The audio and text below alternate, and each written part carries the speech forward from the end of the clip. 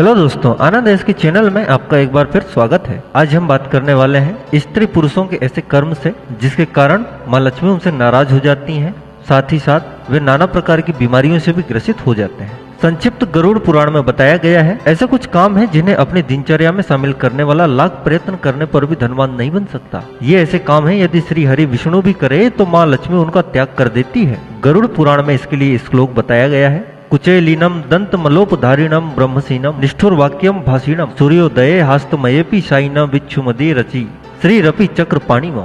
अर्थात गंदे कपड़े पहनने वाला, दांत साफ न करने वाला, भूख से अधिक भोजन ग्रहण करने वाला, असभ्य और रूखे स्वर में बात करने वाला, सूर्योदय एवं सूर्यास्त के वक्त नींद के आगोश में जाने वाला, ऐसे व्यक्ति के घर कभी भी माँ लक्ष्मी निवास नहीं करती है।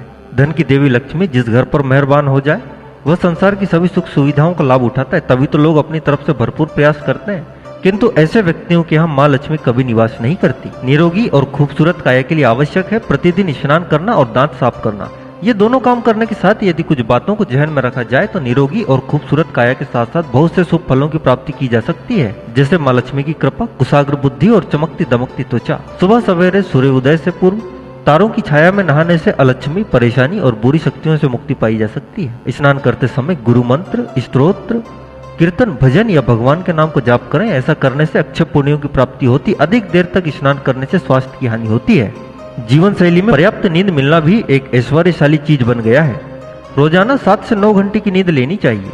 यदि आप लगातार कम नींद ले रहे हैं तो आगे चलकर यह कई तरह की स्वास्थ्य समस्याएं पैदा कर सकती है। शास्त्रों में कहा गया है सुबह जल्दी उठना चाहिए और रात को जल्दी सोना चाहिए। दिन में केवल बीमार व्यक्ति ही नींद व आराम कर सकते हैं, अन्य लोगों के लिए शास्त्रों में इसकी मनाही है। वाणी में इतनी शक्ति होती है कि कड़वा बोलने वाले का शहद भी नहीं बिक पाता और मीठा बोलने वाले की मिर्ची भी बिक जाती है। हमेशा सच्चाई बोलिए तो आपको आगे चलकर लाभ होगा। किसी को दुख देने वाली वाणी का प्रयोग ना करें। जीवन यापन करने के लिए भोजन आवश्यक है, लेकिन भोजन के प्रति मोह रखना गलत है।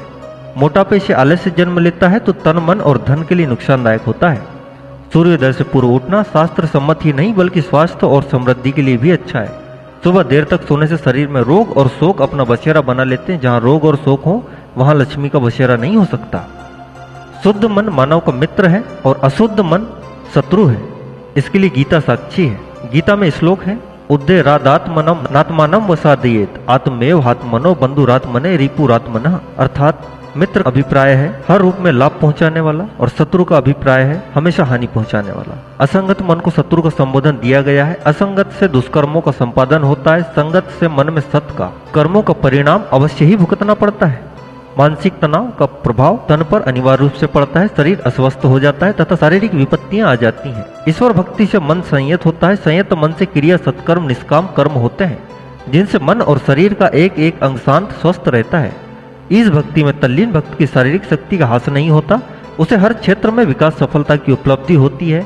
धन की कमी उसके घर कभी नहीं होती। अध्यात्म जगत में ईश्वर भक्ति की शक्ति सर्वोपरि है। मानव मन और तन दोनों स्वस्थ रहने से मन शांत होता है, स्थिर होता है और सदृढ़ होता है। ऐसे ही अनेकों फायदे हैं केवल और केवल ब्रह्म मुहूर्त में उठने से। ब्रह्म मुहूर्त में एकांत शांत वातावरण में शेर व हरि नाम का जाप अति मंगलकारी है। जो ब्रह्म मुहूर्त में सोए रहते हैं वह अमृत बेला से वंचित रहकर अपने जीवन की अमूल्य शक्ति को भी नष्ट कर देते हैं। महापुरुषों ने कहा है, हर रात की अंतिम पहर में एक दौलत लुटती रहती है। जो जागता है सो पाता है, जो सोता है वो खोता है।